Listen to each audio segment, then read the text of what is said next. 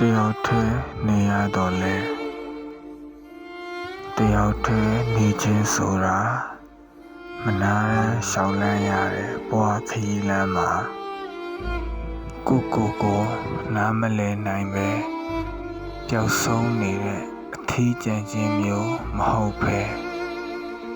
ကိုယ့်ရဲ့အခြေအနေမှန်ကိုသိခွင့်ရဖို့အတွက်ရှာဖွေနေတဲ့အထီးကျန်ခြင်းမျိုးပါတယောက်တည်းနေခြင်းဆိုတာခေတ္တမြတာနေခွင့်ရတဲ့အခိုက်အတန့်လေးမှာကိုယ့်အပေါ်ဟန်ဆောင်မှုတွေဖုံးလွှမ်းထားတဲ့အဖို့တွေကိုတွေ့တာနေခြင်းထက်ကိုယ့်ရဲ့အကောင်းဆုံးအဖို့ဟာကိုဖြစ်နေဖို့အတွက်ဓမ္မနဲ့အဖို့ပြုနေခြင်းပါတယောက်တည်းနေခြင်းဆိုတာခဏတာဖြတ်တန်းနေကြရတဲ့ကြာကာလမှာတောကတွေနဲ့ချီနှောင်ထားတဲ့ပျော်ရွှင်မှုအတုကိုတတ်မှတ်နေခြင်းထက်လွတ်လပ်မှုရဲ့အရာသာကိုပေးစွမ်းနိုင်တဲ့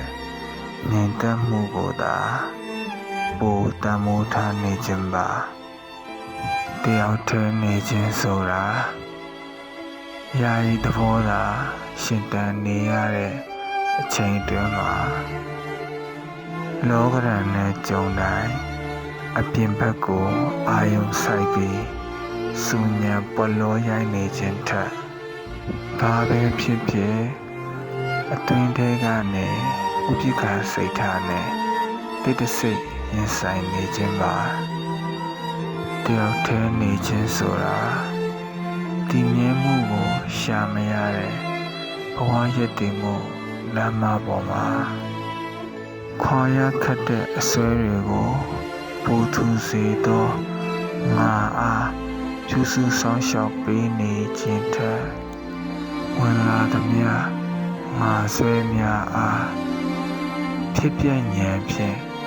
ငါခွာပေး၍တားဆီးနေခြင်းမှာတယောက်တည်းနေခြင်းဆိုတာ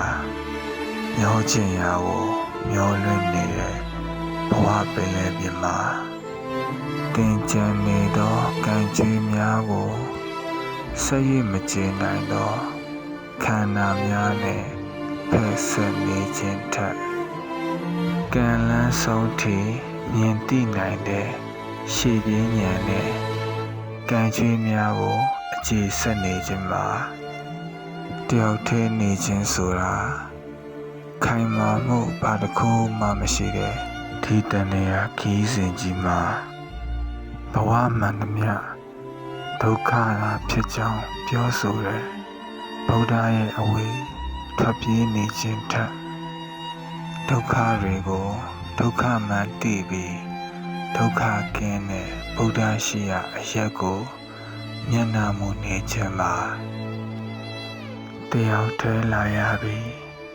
တယောက်တည်းပြန်ရမယ်ဒီခရီးစဉ်ကြီးမှာတယောက်တည်းနေတတ်အောင်ကြိုးစားနေသင့်ပါတယ်ရှေ့ပြေး